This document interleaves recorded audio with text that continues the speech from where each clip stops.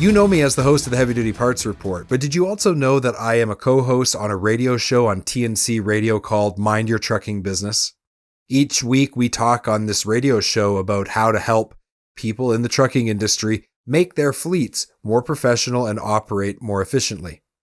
In one of the recent radio shows that we did, there was a clip that I thought was particularly applicable to the listeners of the Heavy Duty Parts Report, and so I wanted to share that with you. That'll be the basis for today's episode. I hope you enjoy it. So, Jamie, we have a lot of stuff on our plate to cover this evening, and one of the things we're going to talk about is the current status of autonomous trucking.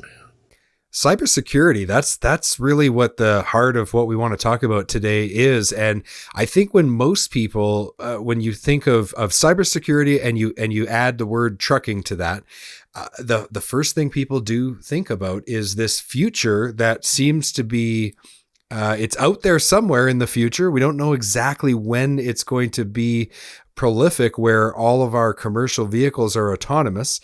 I think there's some people that are very bullish on that, and there's a lot of people in the trucking industry who are quite skeptical.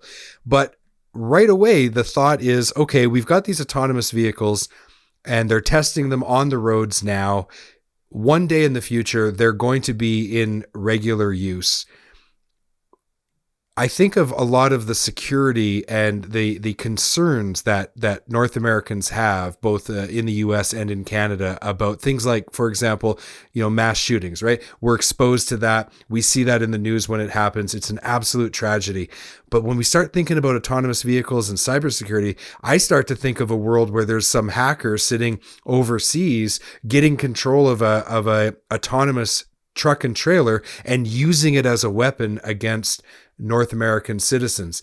Is that real, Tom? Is that something we should be worried about? How susceptible are we to those kinds of massive cybersecurity risks related to autonomous vehicles and telematics? Yeah, that's the question I have coming, kind of from the driver perspective, and as a carrier that I hear a lot when anytime that subject comes up is, how much is this real? And then, of course, you hear the myth, the myths of everything that was just mentioned, but it's more dramatic coming from a truck driver because it's a serious concern. So what is the reality of it? Okay. So some of the different things that are out there, for instance, you guys might have heard that it is possible if somebody hooks up the right thing to your truck, that they could, from another vehicle, maybe not take control, but do something with your truck, say slam on the brakes or cause it to not be able to shift properly or something like that. And I want everybody to know, and you can double check on all this. That's absolutely true. So we don't even have to wait till autonomous vehicles. That's true today with right now today. If you have the regular plug in your computer where they plug in the computer to test your engine and do all the different things that they can do, if you have that plug, there is something that we could put against that would pick up a signal that we could adjust. Now, you can go out and watch these. They're only 3 or 4 or 5 minutes YouTube videos that show them doing this. They do not describe exactly which truck it is as far as brands, because it doesn't matter. It doesn't matter what kind of.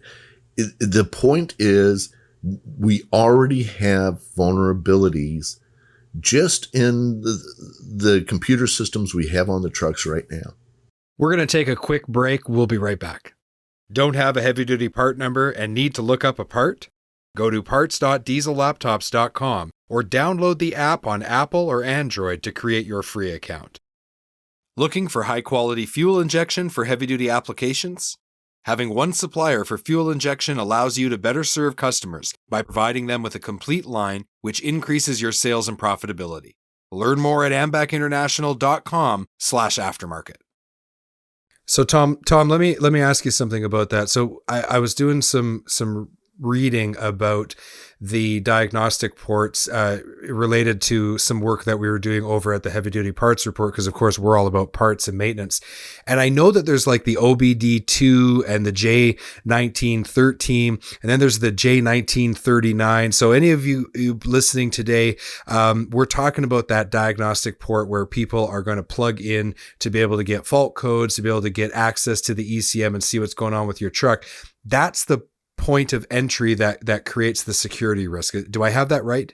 Correct. Especially the J1913. That means because it's been out there for a long time. It has a standard set of the way you can take your truck, whether you're in Canada, the US, and whether you live if you're in New York, you can go to California, or California, you go to Florida. You can go to a technician and they all use the same standard of equipment to talk to that port. So that port, well, every truck's got that port far back as I can remember. I mean, at least 2005. Right. And now you can literally plug into that and have control of the truck on the safety systems like the brakes or even acceleration or even shifting. But then also on top of that, and the way technology is going now too, at the current time, to go with that is that the ELDs also plug into those ports, and then you could also plug something else so they have complete access. Theoretically, yes. Wow. Has anybody tested it to the level of could you drive the truck from the diagnostic port? I don't think it has the throughput to fully do that, but can I impact the truck and do something to it to make it that the driver can't do what they want to do with it? Yes. Now, is it already set up in such a way that I can just drive by any truck and do that? No, heavens no. I would have to have physical access to your truck and get in there and do some stuff to it to be able to impact you and to make change. But it's not to the point where somebody can just, drive up to any, behind any truck and say, hey, watch, I'm going to take control of this truck. We're not there. That's where the truck driver comes in. And I've heard that question asked is, what if we were in a shop and somebody put a Bluetooth device in there that we don't see? Yeah, that's a problem. That's a concern. Could they have some, let's not call it Bluetooth because it could be any kind of wireless network. Right, yeah. Okay. Wireless.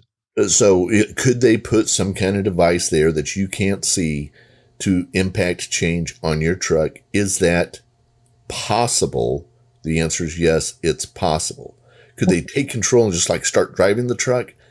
I don't think neither the technology nor the strength of signal nor the, you couldn't do more from that port than you can do from, any diagnostic work that you do now. What about the signal strength about like how Volvo, and I think now Peterbilt does it, and I want to say Mack, some of the truck makers, how they have their self-identification thing where they can actually see the codes that are going on with these trucks. They kind of work over a radio signal or some sort of FM signal. I mean, is it possible even through that? Not yet. Well, James, you bring up a good point, though, because as telematics and also as the integration of our 5G network in conjunction with self-driving technology, this is where you're going to have to be able to communicate with the vehicle remotely for all kinds of reasons, all the way from driving right down to maintenance and repair. So are we that vulnerable yet? No, but that's just because the technology hasn't gotten there yet. And it is fast approaching. I mean, every manufacturer that I talk to, this is the future. For service and maintenance, the holy grail is to be able to have a customer say, I'm having a problem, and for you to be able to ping that truck wherever it is. And before that truck gets towed into the repair shop or drives into the repair shop, the parts are waiting, the tech is waiting, knows exactly what to do to fix that truck. Like, that's the holy grail of maintenance and service that the truck OEs and service providers and parts providers are chasing. And to me, when you marry that to self-driving technology, this is where this big vulnerability comes in if we don't get the security protocols right. And that's what they're working on right now, and what we're waiting to see the final write-up on, or they call it the J1939-91. And there's an A, B, and C. And this is all about securing the network of the truck. Okay, there's a network. Think of your truck as its own network and all the different things that have to talk within the truck. We have to secure that network first. Just like if you were going to secure your home, you secure, your own locks first, make sure that nobody can get in. Then you worry about who's coming up and down the street. Right. I mean, it does. I mean, it reminds me of Skynet when watching the Terminator back in the day. That's what it reminds me of. And it should. Yeah, it's not that far off. So, Tom, you talk about being able to secure the truck, and I think right now the thing that people need to know is that there is possible vulnerability, but they still need physical access to your truck. In the future, as this evolves, we're going to definitely keep you up to date on what security you need for your truck and for your business.